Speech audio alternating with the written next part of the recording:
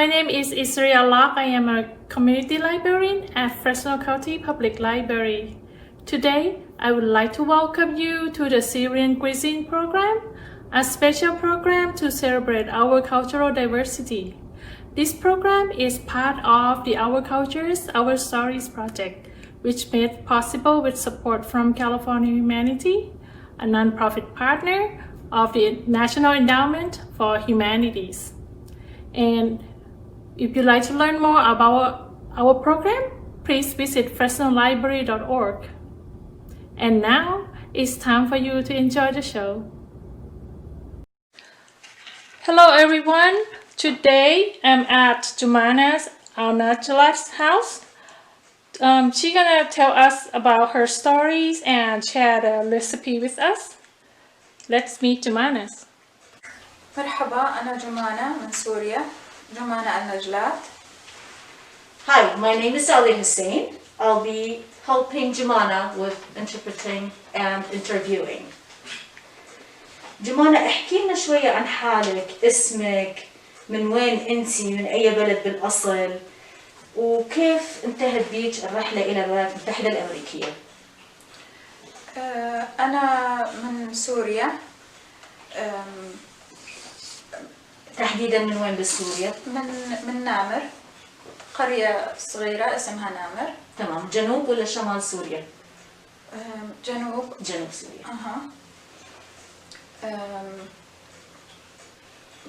من لما صارت الحرب وهيك إنه هي صارت الحرب ب 2011. نحن طلعنا ضلينا بالقرية ل 2013. Okay, my name is Jumana Alnajlat. I'm a Syrian citizen from a very small town or village named Al-Namr, south of Syria. The war started in Syria 2011.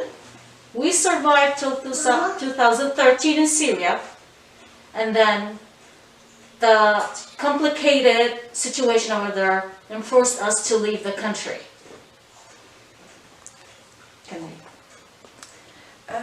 انتقلنا من قريتنا على المنطقة اللي لازم نطلع منها على الأردن، وبعدين طلعنا على الأردن.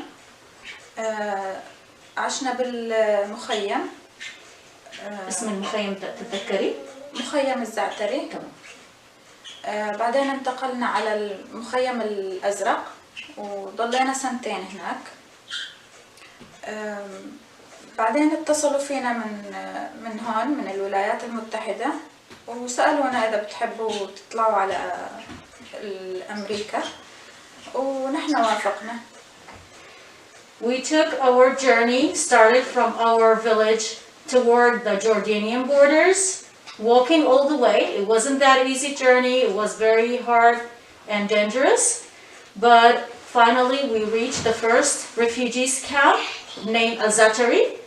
Then we moved to another refugees camp named Al-Azraq. We stayed there in Al-Azraq camp for 2 years.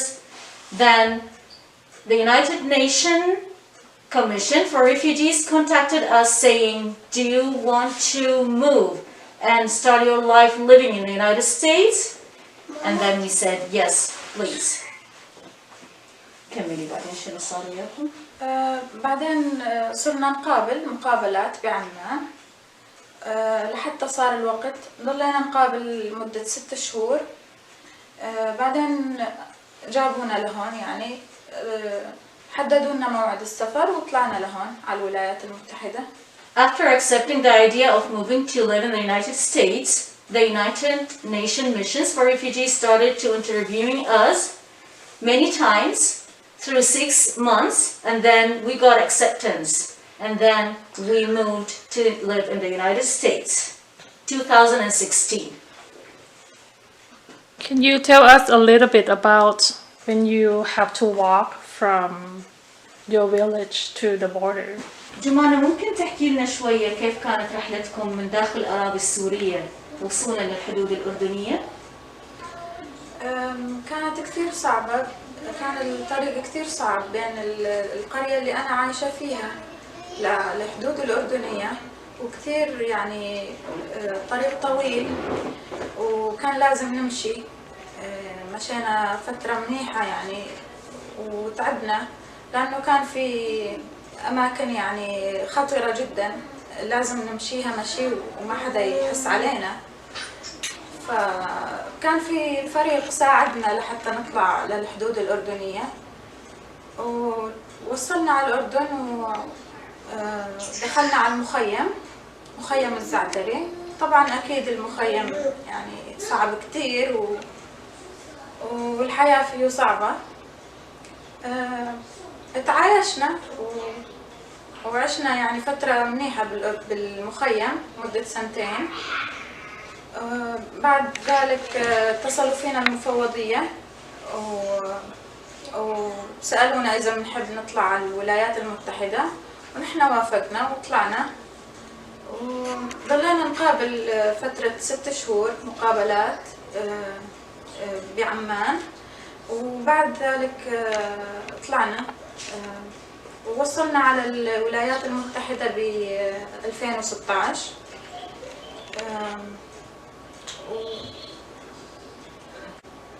Okay, the journey from inside Syria into the Jordanian borders wasn't that easy. Actually, it was very hard and dangerous. The way that we had to walk on our feet for a really long journey. And then it was very dangerous because there was a lot of snipers everywhere. So there were some people, Syrian people, volunteering to help us and guide us through the way to be like kind of not in the sight of these snipers.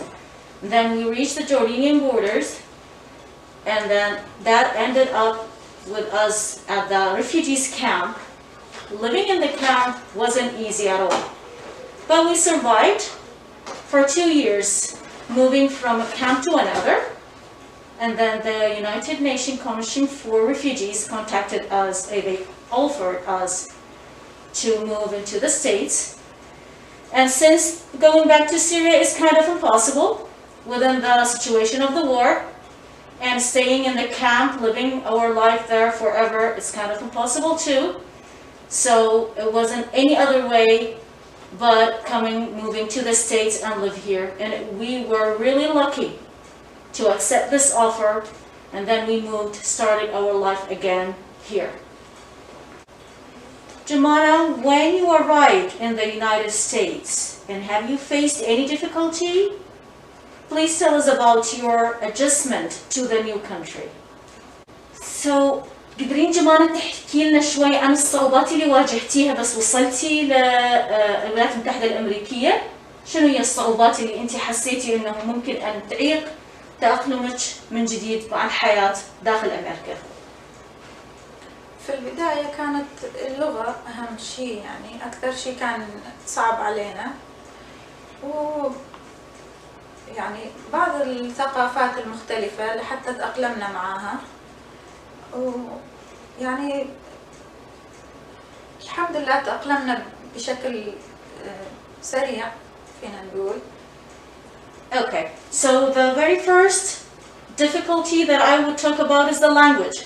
Language was like a very big challenge to us to mix with the others here, because English is not our mother language, it's not used back there in our country.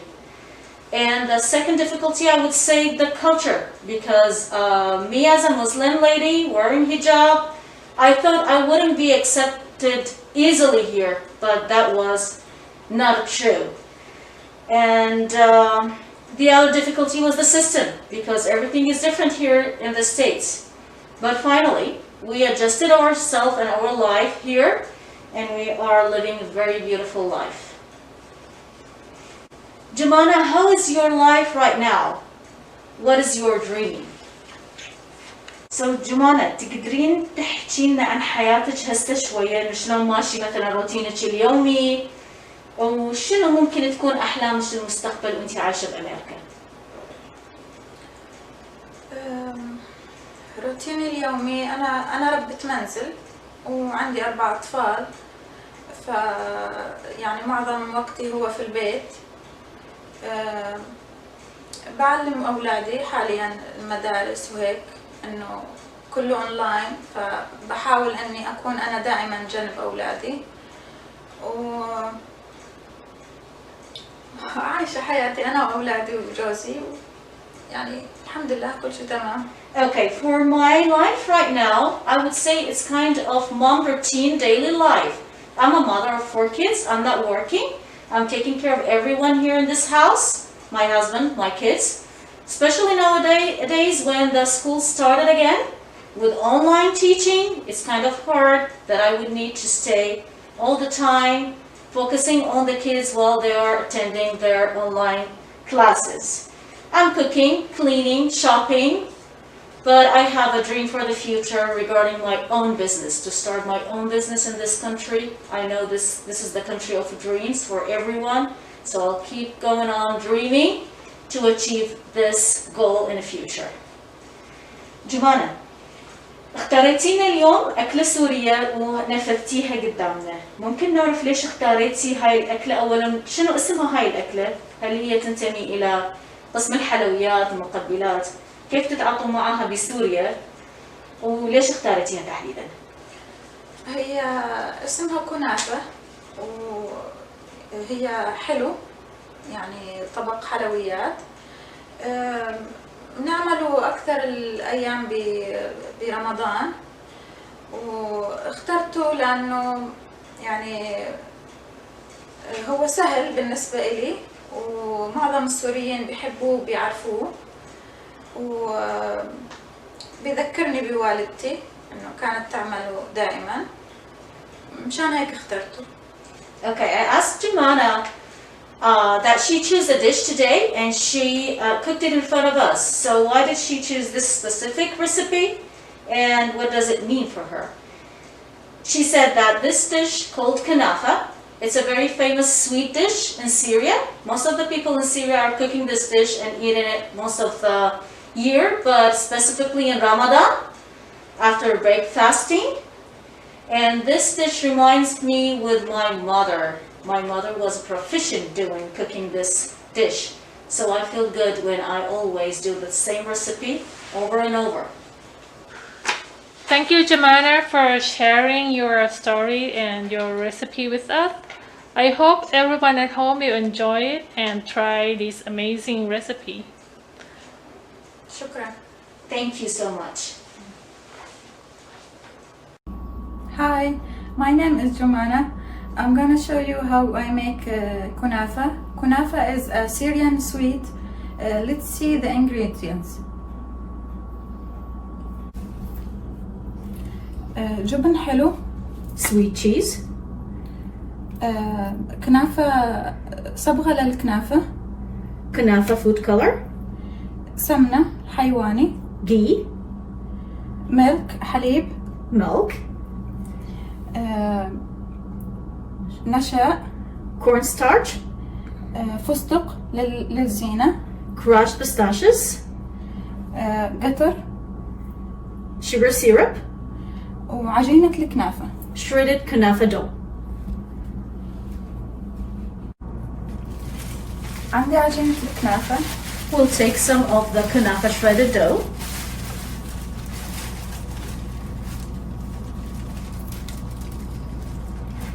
راح استخدم النص. We'll use half of it. طبعا تقدروا تستخدموا الكامل. We can use all of them.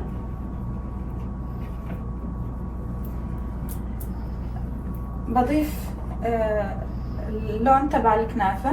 We'll add some of the Knafeh food color. مع السمنة. With the ghee.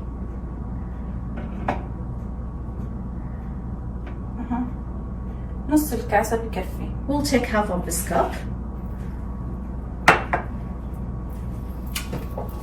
طبعا يعني إذا ما عندكم هاي الماكينة تقدروا تستخدموا المقص أو السكينة لتقطيع الكنافة. And then we mix it all in the processor, food processor. But let's say you don't have the food processor, you can use either a knife or a scissor to cut the dough and then mix it with hands with the rest of the ingredients of the color and the ghee.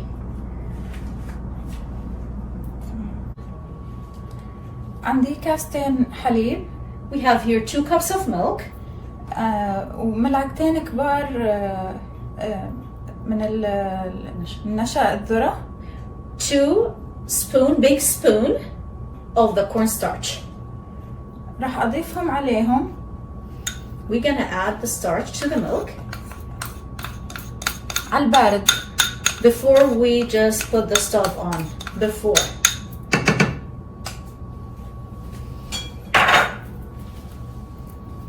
بحركهم منيح لحتى يذوب النشا. And then we mix it very well so the starch like melts within the milk. هلا بشغل الغاز. And then we turn the stove on.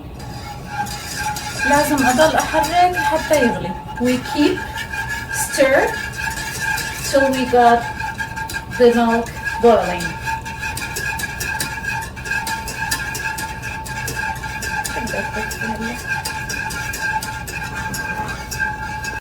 بضيف الخليط كله هون.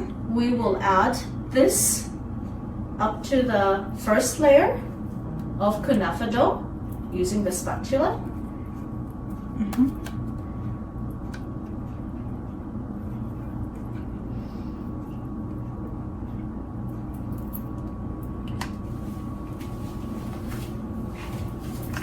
بحاول إني أغطي طبقة منيحة. The way that we will make another layer on the top of the Knafeh dough on the bottom.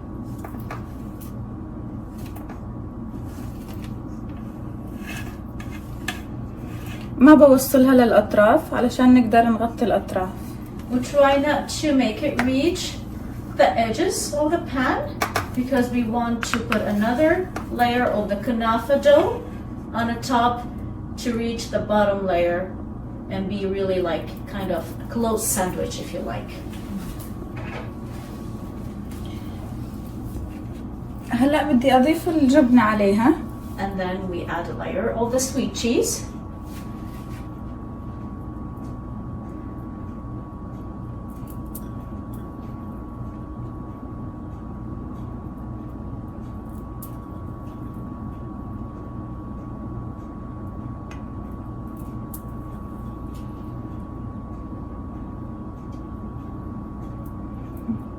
كمان بحاول أوازنها منيح.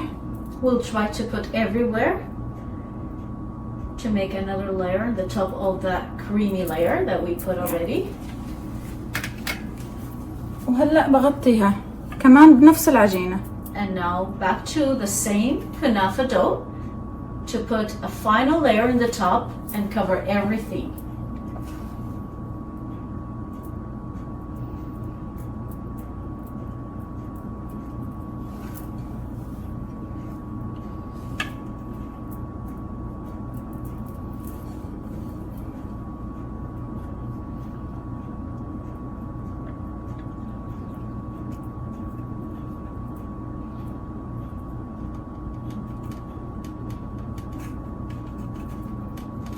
كمان نفس الشيء برص عليها هيك علشان إنه تمسك.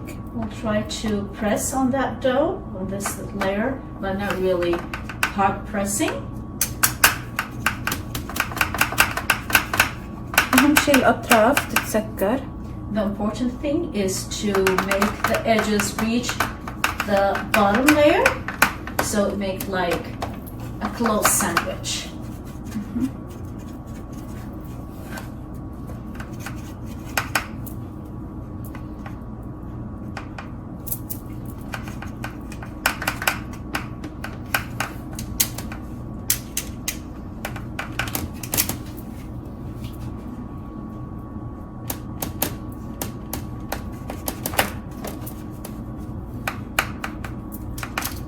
هيك صارت جاهزة للفرن.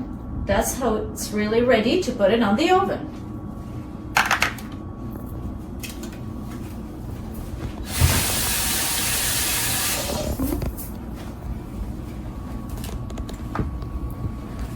بس ما شغلتنا الفرن. بكري درجة الحرارة. بشغل الفرن على 450. We'll put the oven on 450 degree. بستنى ليحمى. We'll wait for a while till we get the oven heated. صار الفرن جاهز حاليا.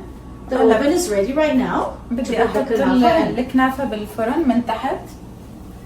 We'll put it in the bottom layer of the oven 20 دقيقة. for 20 minutes. بعدين برجع بنقلها لفوق. لما تخلص 20 دقيقة بحطها من فوق، بحمرها شوي. Then we move it from the bottom to the top of the oven so we can get, for really short time, just to get a red glaze top for the kunafa. بشوفكم في وقت التقديم. I'll see you later.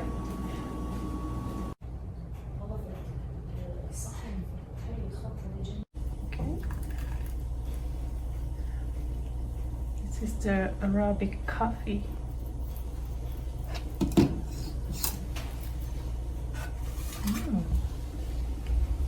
Very nice.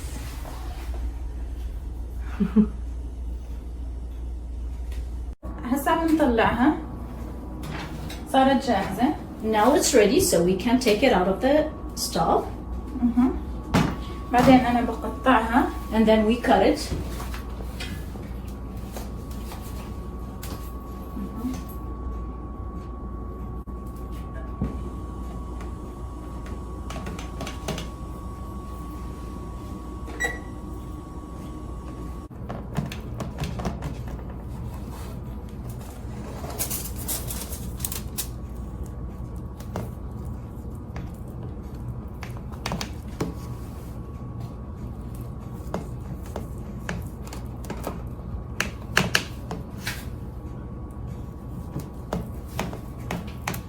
طبعا تقدروا تختاروا أي شيء بتحبوا تزينوها فيه. You can use whatever to glaze it or like make some decoration on the top of the kunafa. أنا اخترت الفستق الحلبي. Usually الأخضر. we choose the crushed pistachios, green pistachios.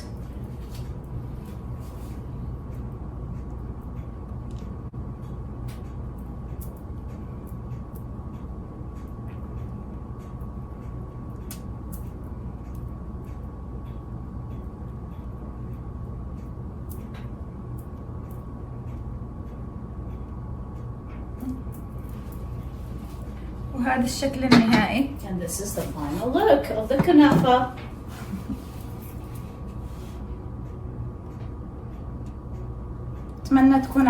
بتمنى تكون عجبتكم الطريقة وحبيتوها.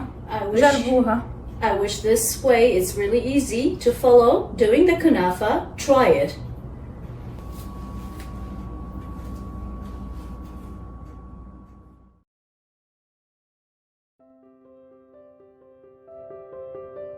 Thank you for joining us.